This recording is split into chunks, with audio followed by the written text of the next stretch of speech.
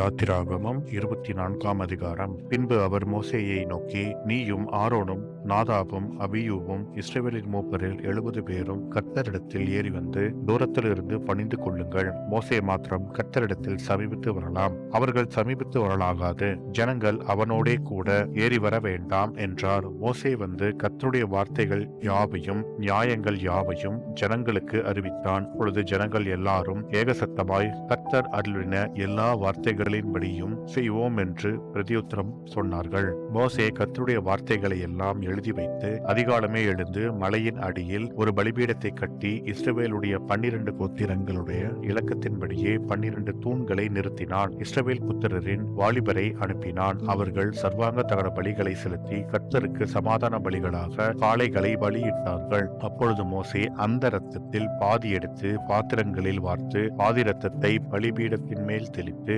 உடன்படிக்கையின் புஸ்தகத்தை எடுத்து ஜனங்களின் காது கேட்க வாசித்தான். அவர்கள் கர்த்தர் சொன்னபடியெல்லாம் செய்து கீழ்ப்படிந்து நடப்போம் என்றார்கள். அப்பொழுது மோசே இரத்தத்தை எடுத்து ஜனங்களின் மேல் தெளித்து, இந்த வார்த்தைகள் யாவையும் குறித்து கர்த்தர் உங்களுடைய பண்ணின உடன்படிக்கையின் இரத்தம் இதுவே என்றான். பின்பு மோசேயும் ஆரோனும் நாதாபும் அபியூவும் இஸ்ரவேலருடைய மூப்பரில் 70 பேரும் ஏறி போய் இஸ்ரவேலின் தேவனை தரிசித்தார்கள். அவருடைய பாதத்தின் கீழே நீலக்கல் இழைத்த வேலைக்கு ஒப்பாகவும் தெளிந்த வானத்தின் பிரபைக்கு ஒப்பாகவும் இருந்தது. அவர் இஸ்ரவேல் புத்திரருடைய அதிபதிகள் மேல் தம்முடைய கையை நீட்டவில்லை. அவர்கள் தேவனை தரிசித்து பின்பு புசித்து குடித்தார்கள். அப்பொழுது கர்த்தர் மோசேயை நோக்கி, நீ மலையின் மேல் என்னிடத்திற்கு ஏறி வந்து அங்கே இரு. நான் உனக்கு கற்பலகைகளையும் நீ அவர்களுக்கு உபதேசிப்பதற்கு நான் எழுதின நியாய பிரமாணத்தையும் கற்பனைகளையும் கொடுப்பேன் என்றார். அப்பொழுது மோசே தன் ஊழியக்காரனாகிய யோசுவாவோடு எழுந்து போனான். மோசே தேவ பர்வதத்தில் ஏறிப்போகையில் அவன் மூப்பரை நோக்கி, நாங்கள் உங்களிடத்தில் திரும்பி வரும் மட்டும் நீங்கள் இங்கே எங்களுக்காக காத்திருங்கள்.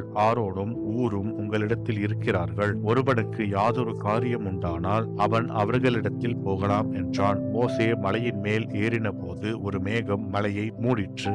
கர்த்தருடைய மகிமை சீனாய் மலையின் மேல் தங்கி இருந்தது. மேகம் 6 நாள் அதை மூடியிருந்தது. 7ஆம் நாளில் அவர் மேகத்தின் நடுவில் இருந்து மோசேயை கூப்பிட்டார். மலையின் கொடுமுடியிலே கர்த்தருடைய மகிமையின் காட்சி இஸ்ரவேல் புத்திரருடைய கண்களுக்கு பட்சிக்கிற அக்கினியை போல் இருந்தது. மோசே மேகத்தின் நடுவிலே பிரவேசித்து மலையின் மேல் ஏறி இரவும் பகலும் 40 நாள் மலையில் இருந்தான் என்பதே. ஆமென்.